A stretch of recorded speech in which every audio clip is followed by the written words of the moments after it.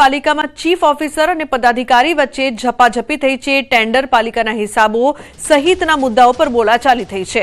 ઉપપ્રમુખ રમેશ માંગરોડિયા સહિત 2 શખ્સો સામે પોલીસમાં અરજી કરવામાં આવી છે। તો ભાજપના નગરસેવકે ચીફ ઓફિસર પીજે વઘાસિયા સામે પણ અરજી કરી છે। બંને વચ્ચેની માથાકૂટનો વિડીયો વાયરલ થયો છે। તો ઉપપ્રમુખ સહિતના 2 શખ્સો સામે ગાળો આપવાની અને મારી નાખવાની ધમકીનો આક્ષેપ કરવામાં આવ્યો છે। ચીફ ઓફિસરે પણ છરી બતાવી હોવાનો આક્ષેપ કર્યો છે। તો 2 શખ્સો સામે જે પ્રકારથી આક્ષેપ, ચીફ ઓફિસરે છરી બતાવી હોવાનો આક્ષેપ।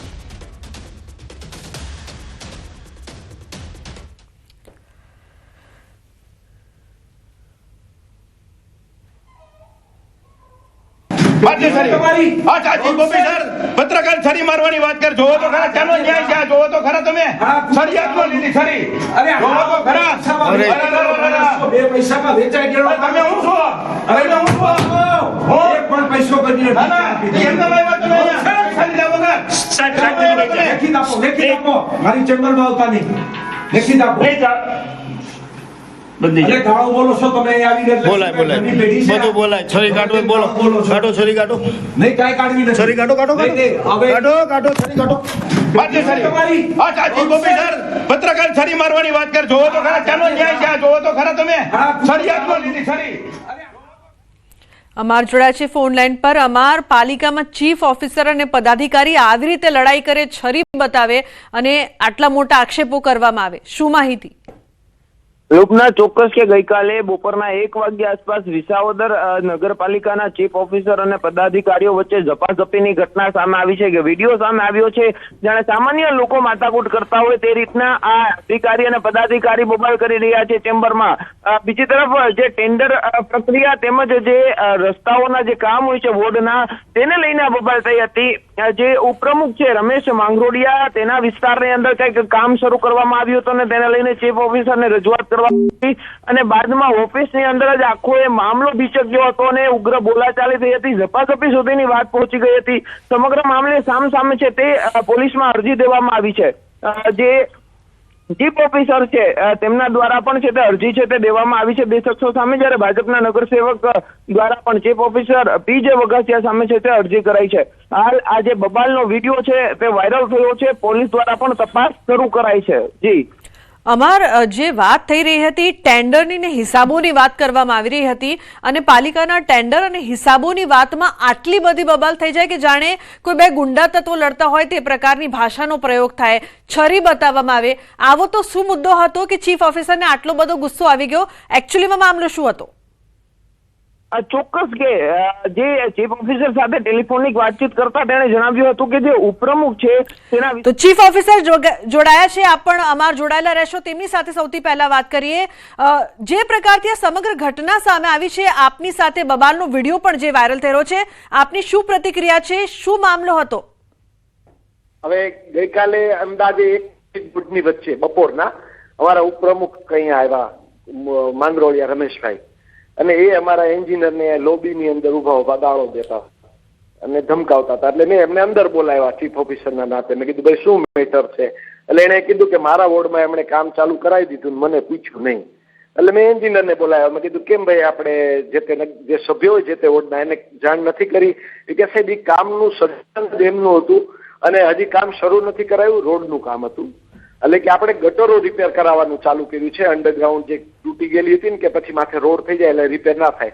એટલે ઉપપ્રમુખ શ્રી એમ કીધું કે એવું ના ચાલે, કે તમે રિપેરિંગ કામ ચાલુ કર્યું તો મને હાજર રાખવો જોઈતો હતો એમ। એટલે પછી મેં મારા એન્જિનિયરને સૂચના આપી કે હવે પછી જે તે સભ્ય હોય ને એને તમારે વાત કરવી કે હાલો ભાઈ આજે તમારા વોર્ડનું કામ શરૂ થાય છે એટલે તમે હાજર રહ્યો। એટલે એને કારણે એમને તકલીફ, અને બીજી ઉપપ્રમુખશ્રીની માગણી એવી હતી કે ભાઈ મને અહીં અલગ ચેમ્બર આપો તમે નગરપાલિકામાં, અને દરેક બિલ મારી સહીથી પાસ થવા જોઈએ। એટલે મેં એમને કીધું કે જો આપણી પાસે મંજૂર થયેલ નકશો બતાવ્યો હમણાં જ બની અમારી નગરપાલિકાની કચેરી। મેં કીધું એમાં પ્રમુખશ્રીની ચેમ્બર છે, ઉપપ્રમુખની અલગ નથી, પણ તમારે એક અલગ ટેબલ અને ખુરશી મુકાવી દીધા હતા। મેં કીધું જો આ તમારા વ્યવસ્થા 2-3 દિવસ પહેલા એને મૌખિક પણ મને વાત કરી હતી। એટલે મેં કીધું અલગ ટેબલ ને ખુરશી પ્રમુખશ્રીની ચેમ્બરમાં મુકાવી દીધા હતા, અત્યારે એક રૂમ ખાલી નથી અને 2 બ્રાન્ચ એક રૂમમાં બેસાડીએ છીએ। એટલે અને વાત એક બીજી કે એમણે કીધું કે મારી સહીથી બિલ પાસ થવા જોઈએ. મેં કીધું હવે ગુજરાત અધિનિયમ છે 1963 એ મુજબ પ્રમુખશ્રીની સહી આવે એની ગેરહાજરીમાં તમારી સહી લઈ શકીએ એમ.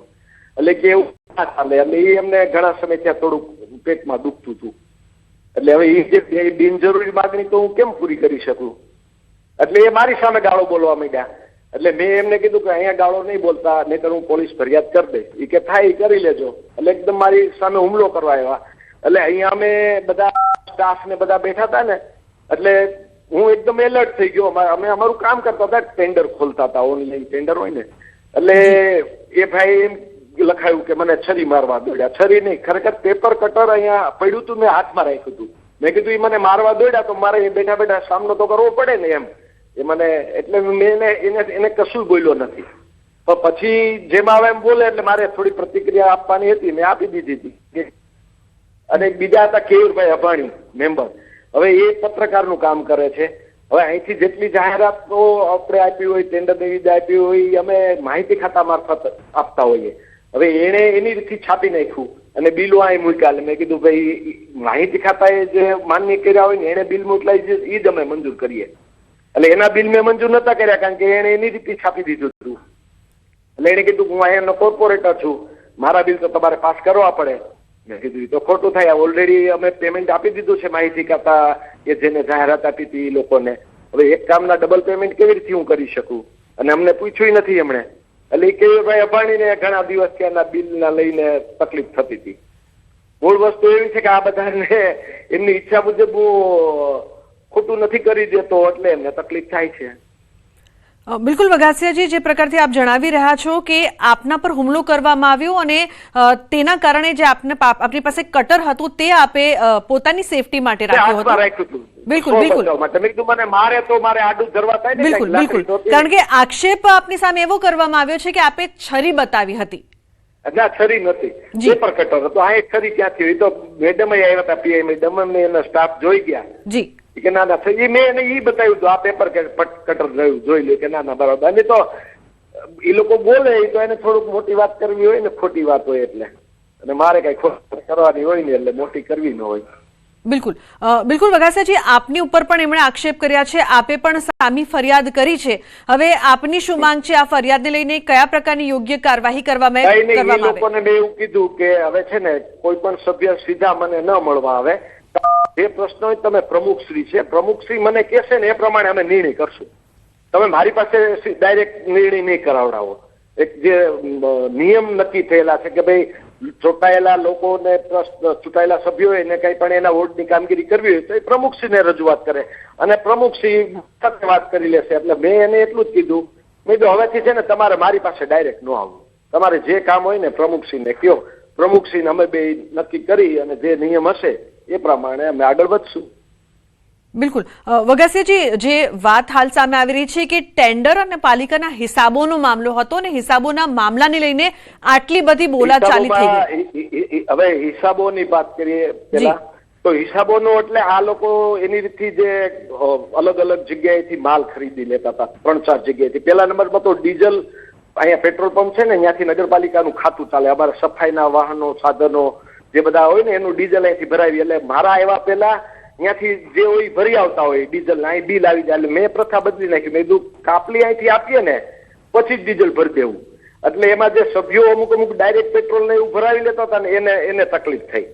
પછી એ લોકો એની રીતે અમુક દુકાનોમાંથી સામાન ખરીદી લેતા હતા. એટલે મેં કીધું ભાઈ અમે વર્ક ઓર્ડર આપી, દુકાનો વાળા નહીં બોલાવ્યા હતા. 2 દુકાન છે મોટી મોટી, દર મહિને 2 લાખનું બિલ આવે.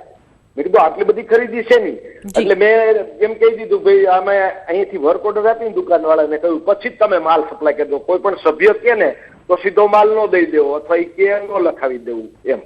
એટલે આ લોકો એને કીધું કે તમે સત્તા તમારા હસ્તગત લઈ લીધી. મેં કીધું ના, મેં હસ્તગત નથી લીધી, મેં નિયમ પ્રમાણે ચાલ્યો કે નગરપાલિકાને કોઈ વસ્તુની આવશ્યકતા હોય તો આપણે એના ભાવતાલ મંગાવી, ટેન્ડર કરીએ, વર્ક ઓર્ડર આપી પછી ખરીદી થાય. આપણી ઈચ્છા મુજબ ખરીદી ના થાય એમ. એટલે હિસાબ એ પ્રમાણેનો હતો. અને હિસાબમાં બીજું ઉપપ્રમુખશ્રી એમ કહેવા માંગતા હતા કે મારી સહીથી બધા હિસાબો રજૂ થવા જોઈએ. પણ ભાઈ એ તો અધિનિયમમાં જોગવાઈ નથી. પ્રમુખશ્રીની સહીથી બધા નાણાકીય વહીવટ ચાલતા હોય એમ. બિલકુલ વઘાસિયાજી, આભાર અમારી સાથે આ ચર્ચા કરવા બદલ તો ચીફ ઓફિસર વઘાસિયાજી જોડાયા અને તેમનું કહેવું છે કે જે આક્ષેપો છે તે ખોટા છે, સ્વ બચાવમાં કટર બતાવ્યું.